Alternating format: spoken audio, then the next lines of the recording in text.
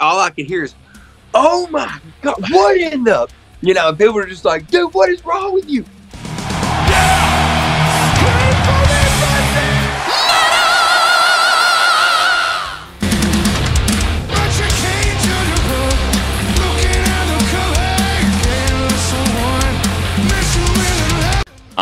I know that one of your passions that at times you've annoyed the rest of the gang with, just like Ben can't stop collecting ridiculously large Star Wars stuff, and I know Chris always leaves his photography gear everywhere.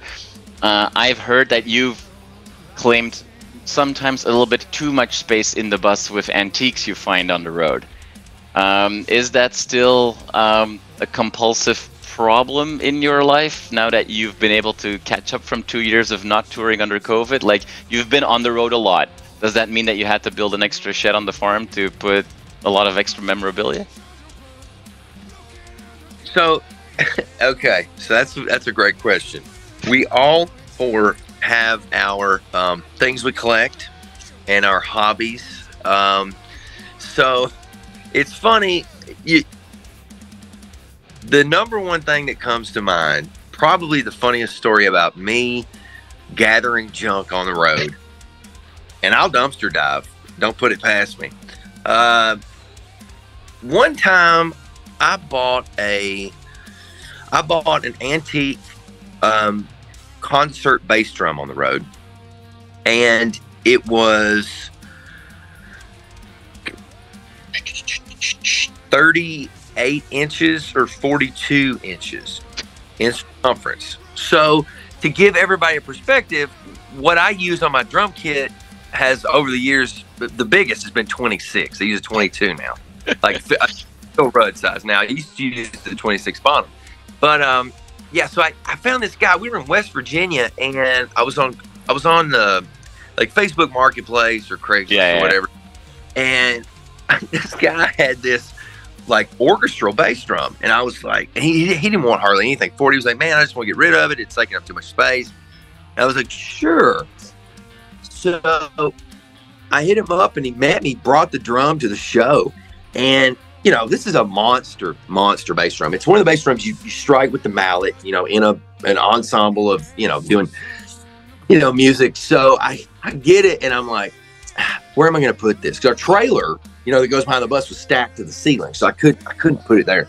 So I opened the door, and I'm like, here we go. So I start packing it up the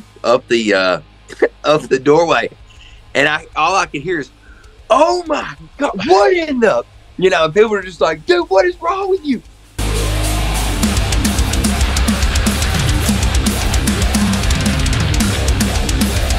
I'll tell you one other one, okay? So I bought a pinball machine from an antique place in, where are we at, New Hampshire? And our old bass tech, Josh, and I, the guy brought it in his van to the show. So listen, I've loved pinball machines my whole life. Practically everybody on earth does, right? They're so cool. And we had to figure out how to break this down, because the top unit, where the glass is, where your displays, your score and everything. This was like not a new one. It was a 1978. It was Totem. It was like, dude, so cool. It's got all the Native American like designs, and the playfield was great on it. I was just like, got to get this thing. It was just dirt cheap. But we spent probably 2 hours taking the top portion of this thing off, because I'd never broke one down. He hadn't either. Right. And just taping the wires back up, marking where they went, taking the legs off. We had to moving blankets and wrap it. We got it in the trailer, and we went home the next day. So, and my buddy Jeff at Bongo, he helped me bring it out here to the house. But yeah, I'm always running into situations where I find cool stuff. But I've tried really hard to just collect smaller things. That way I don't drive the rest of the guys insane.